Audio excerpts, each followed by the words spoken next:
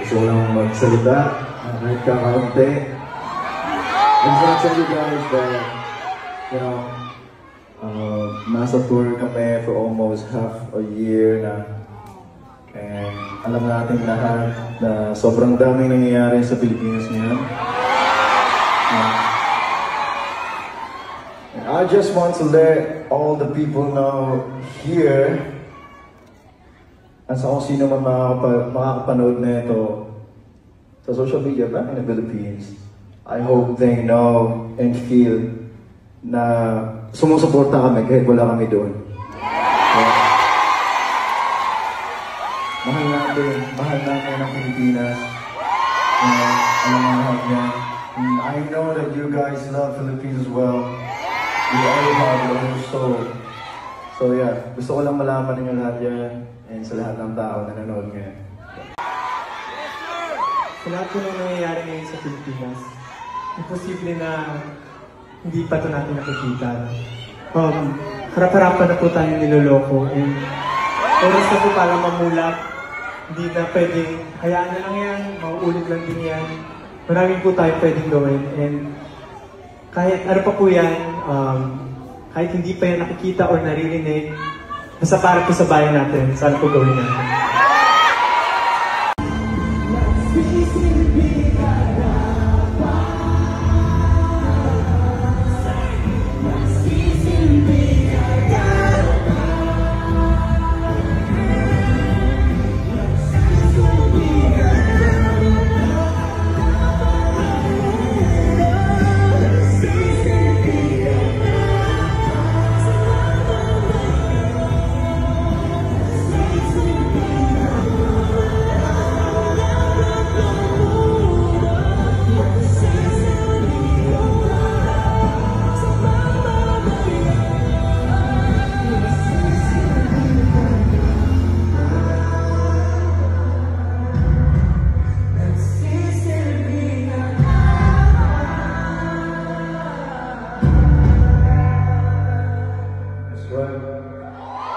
Let all the people know here, at sa kung sino man makakapanood na ito sa social media back in the Philippines, I hope they know and feel na sumusuporta kami kahit wala kami doon.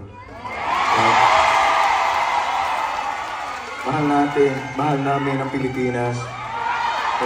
Alam mo lahat yan. And I know that you guys love Philippines as well. With all your heart, with all your soul. So yeah, gusto ko lang malaman ninyo lahat yan and sa lahat ng tao na nanonood ngayon. Also, hindi lang bilang isang Pilipino, as an artist na din, ang pagtungtong at pagpe-perform sa entablado ay ang paraan namin ng pagprotesta.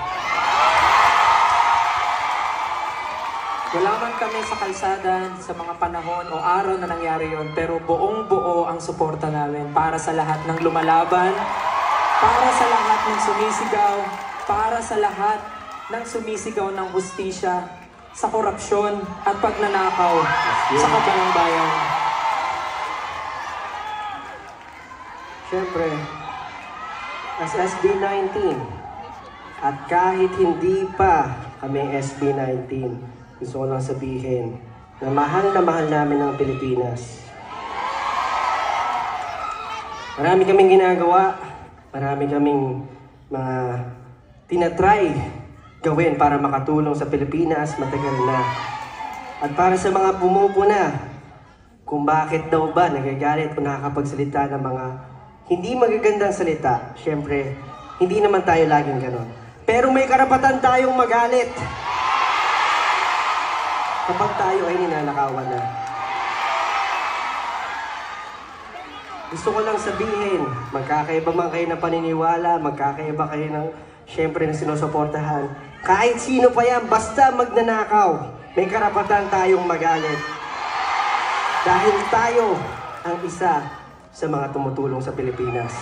So, hindi nila pwedeng abusuhin ang kanilang kapangyarihan. Sa lahat po nang nangyayari ngayon sa Pilipinas, imposible na hindi pa ito natin nakikita. harap-harapan na po tayong niloloko and oras na po para mamulat. Hindi na pwedeng, hayaan na lang yan, mauulit lang din yan. Marami po tayong pwedeng gawin and kahit ano pa po yan, kahit hindi pa yan nakikita or naririnig, basta para po sa bayan natin, sana po gawin natin. Itong susunod na aawilin namin, this was originally composed by Benedict.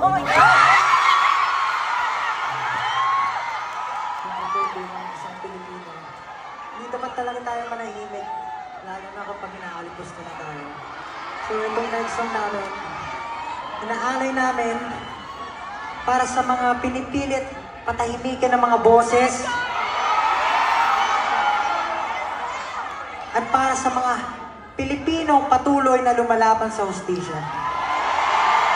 So kung alam niyo po yung mga salita, sabay-sabay natin ulitin. This is the Mandarin.